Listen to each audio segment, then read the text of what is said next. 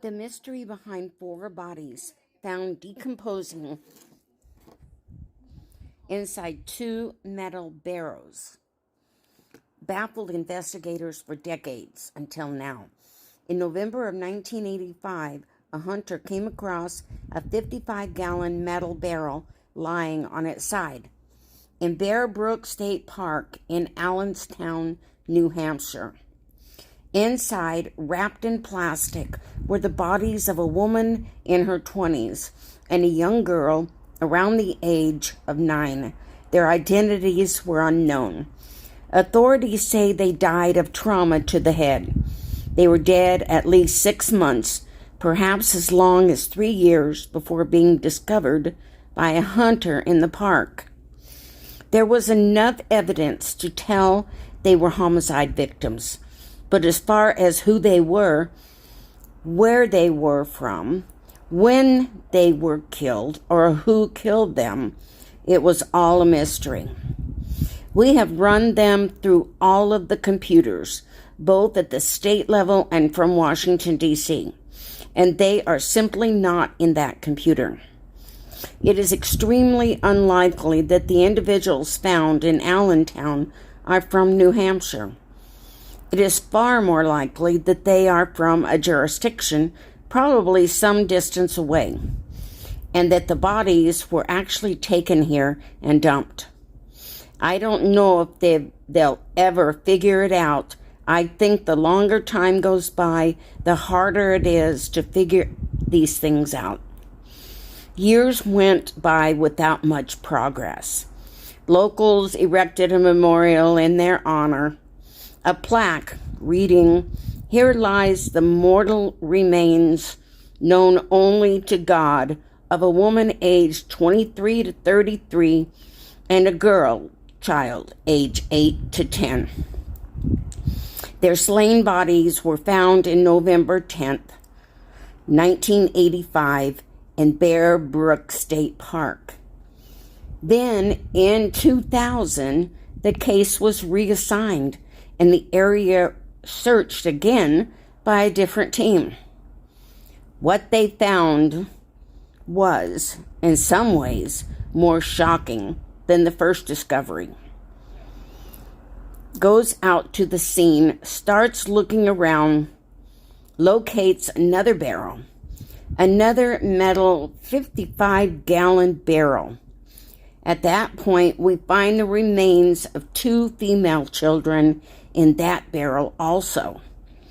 It didn't take long for investigators to realize that the second barrel victims, 2 children, even younger than the first, were connected to the original case. We believe that all 4 of these individuals are connected, based on the testing that was done and the similarity in the conditions of the bodies, the location, and how they were disposed of. So we believe that these 4 children are connected, besides just being the victims of a murder. It's possible that the circumstances make it seem like they are a family, but it's not definite. A forensic imaging specialist recreated the likeness of the 4 victims using their remains as a guideline. It hopes someone somewhere might recognize them. Just can't imagine that these victims dropped off the face of the earth and nobody notices. Somebody's got to know who these victims are. The victims remain silent and nameless. But New Hampshire authorities uncovered the identity of someone else connected to the murders: the killer. In the late 1970s or early 1980s, a man moved to New Hampshire from California. He would end up using many different names over the years, and in New Hampshire, he called himself Bob Evans. Bob Evans' story is a complicated one. From what's been pieced together of his life, we know he went by many names: Curtis Kimball, Jerry Mockerman, Larry Vander, and Bob Evans. None of these are his true name, of course, but they've all been tied to the same man through fingerprints and crimes connected over time.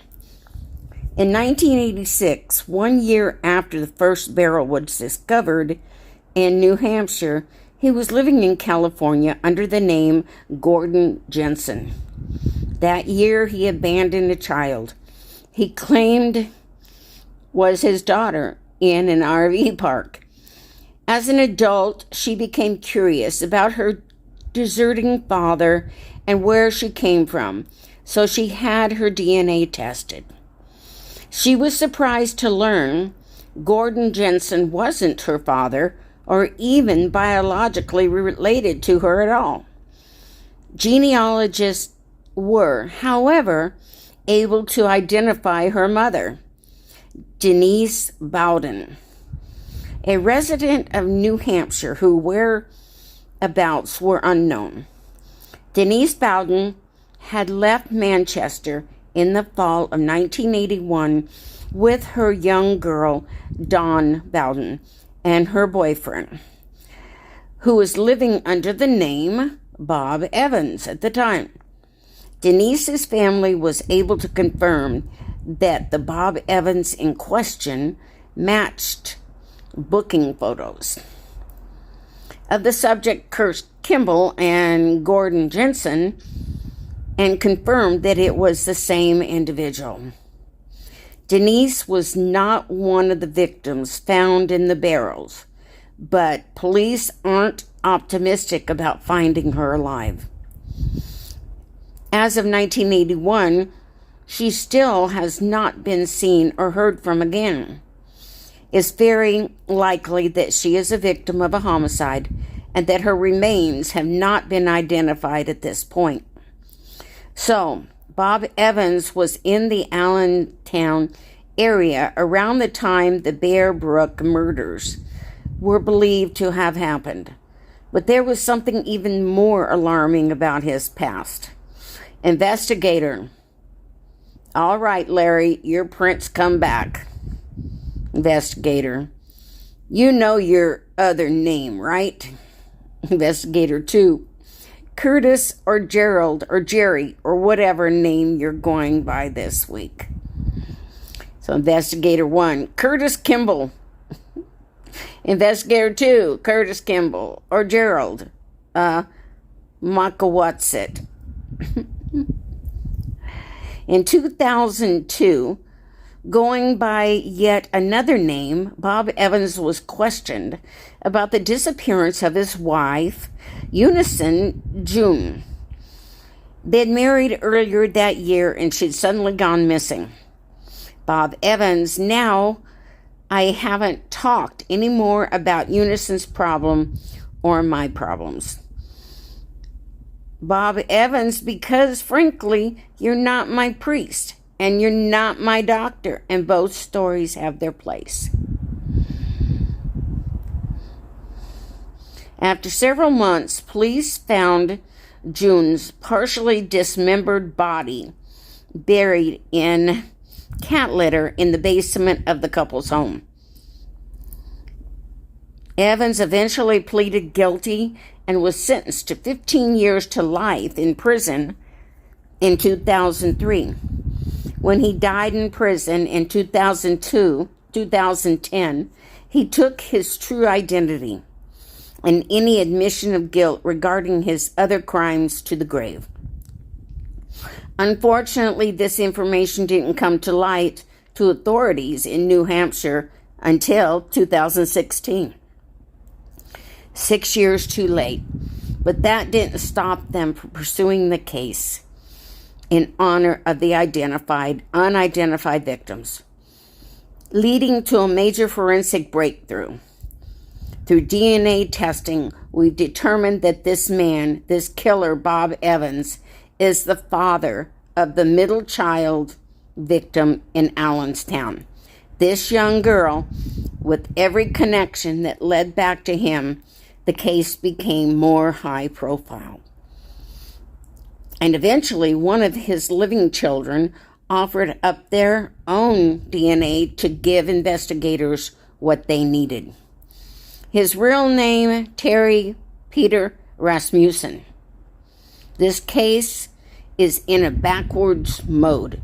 Usually we start with the identity of victims and learn the identity of our killer. We have a lot of information about our killer now, and we're hoping that leads us to our victims. Biggest piece of information we have is that the adult female is maternally related to 2 of the children. And that means she could be their mother, or she could be an aunt or a sister, for example. The friends and the family members of these victims are still alive. They're still out there. We just need to find them. What investigators didn't know was that a librarian from Connecticut had become extremely invested in the case. After listening to a podcast about it, and was using her amateur sleuthing skills to try and identify the victims through their live relatives. I just go through missing family members' websites, but they're not actually registered as missing. And I look and I try to find any matches that would line up with the timeline that came out for Bob Evans.